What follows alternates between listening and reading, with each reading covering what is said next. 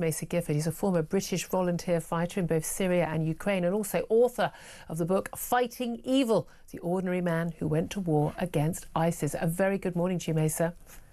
Good morning. What an apposite guest to have, given the two topics I want to talk to you about, both involving the ISIS jihadis returning to the UK and prospect of perhaps, who knows, peace in Ukraine. Let's start with the ISIS jihadis, though. Reports that some 400 ISIS jihadis and some, jihadi brides, as they're known, have been able to return to the UK without facing any proper justice whatsoever. Frankly, even if they did face justice and were charged with any of the crimes they almost certainly committed whilst out in Syria, Iraq, they would already be spending a few months behind bars, if at all. But this is a big concern, isn't it? Well, it's a massive concern. I mean, a lot of people have been talking about this for over a decade now. The trouble is, only 1 in 10 have ever faced any form of courtroom. And those that have and have been found guilty have often been let off with considerably lighter sentences. Yeah. Than they deserve, because the legislation really is not there, and we've had years to prepare for the eventuality that more and more prisoners of the Kurds, of ISIS, will be returning back to the UK. Yeah, because basically these people were captured, they're held in these internment camps, the place where, one of the places we found Shamim Begum, and now they're just gradually making their way home, and we're just supposed to go, yeah, absolutely, you've been beheading people, killing people, organised rape of Yazidi women, no problem. Come back and we'll just pretend it never happened. 70,000, more than 70,000 ISIS prisoners are in Kurdish camps. Many of these, thousands of these, are the most violent people on the planet. These people are actually far worse than Shamim Begum. Shamim Begum actually has been accused of far more horrific crimes than many of the people, the typical apologizers, often on the left, have given her credit for. But that aside, there are far worse people than her, people who are completely fanatical, have shown no regret for what they've done, and actually have received the most brutal training, ideological and military, that presents a real risk to the public. So it's about time we were put forward. The public was put forward as the primary concern on this one. Yeah, and that's the issue. It's bad enough that, we import people. I mean, a huge number of our terror attacks in this country have been people who've come to this country or have certainly experienced, as a child experiences. We know the impact of seeing these, not even just committing these crimes, but being around that brutality is huge on people. And look, you just an example, by the way. Just give us an idea of what when you were out there fighting on behalf of the good forces against these ISIS terrorists. Just the sort of thing that was being carried out in the name of ISIS. Well, I think many of us have got very short memories, it seems, because it was all over the press. The images of the Yazidi girls burnt alive in cages, being sold in the sex market of Raqqa and Mosul. When I was on the ground, I saw communities completely ripped apart by their violence, by their thuggery. And this bleeds into many topical issues, whether they should be prosecuted, but also the illegal boats that come across the channel. We don't know exactly who's coming into our country even today. And the real threat of the challenge of dealing with these 70, 80,000 fighters who are on the ground in Syria right now and at risk of getting out, many of those could make their way to the UK quite easily. And not even, far from us prosecuting them, we may not even know they're here.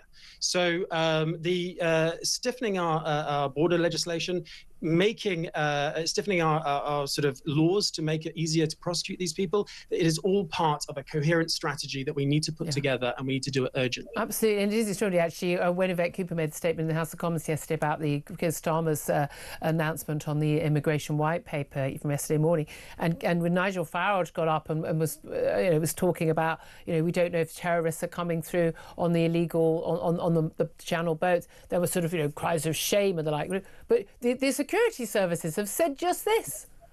Yeah. And well, we're just not listening to them because MI5 has already described people like Shamim Begum as a real and credible threat. Yeah. Yet you still have people either in Parliament, also in the public sphere, whether it's journalists, etc., saying, "Oh, she's somehow a victim," and all the rest. Yeah, of it. because she was groomed. I have to say, I've always been of the view that, I mean, again, my view is, I think she's our problem. I think we should have her home, but only if she can be in prison. And I know even if she got charged with anything, which is unlikely, she'd be out in a couple of months. And therefore, I don't want her back. But I still personally think she's our problem.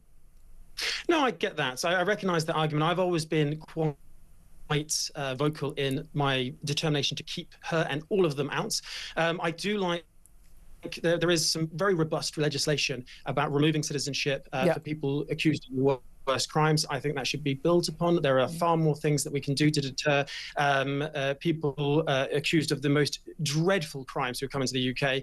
Bearing in mind, we've also heard about incidences of Taliban members having a right to a family life in the UK and all the rest of it. So don't get me started, Macer. Don't get me started. Let's also talk about Ukraine. You also fought in Ukraine, and again on the right side of history.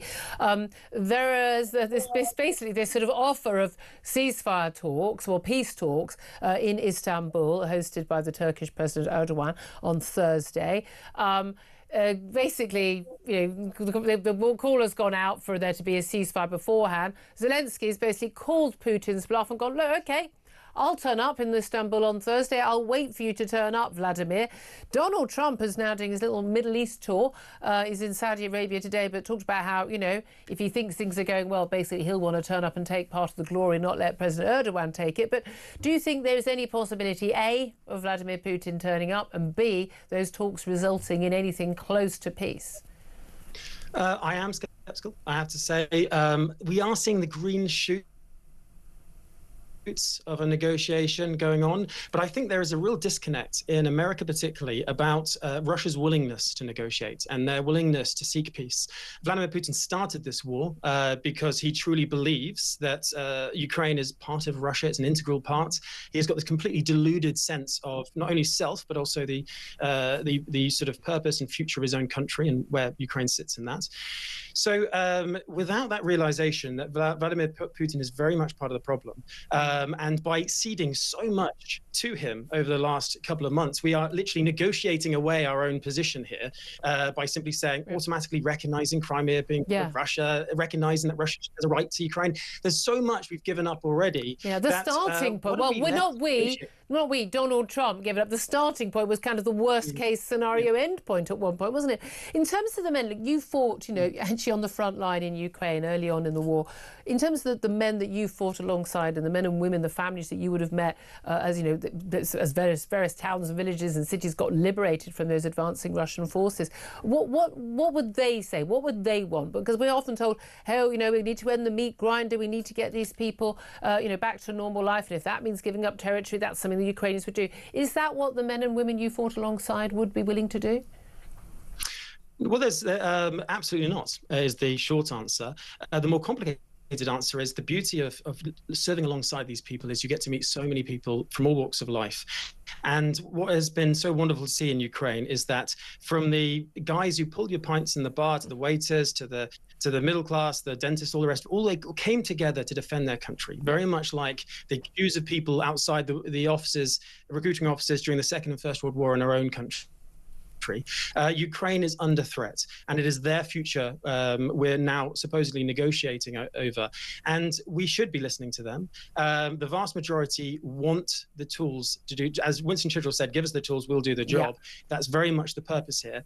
But it is a democracy. I met a couple of guys on the front line who said to me that they wouldn't mind negotiating over certain aspects of land for peace. They wanted a sustainable peace and all the rest of it. The vast majority were far more defiant.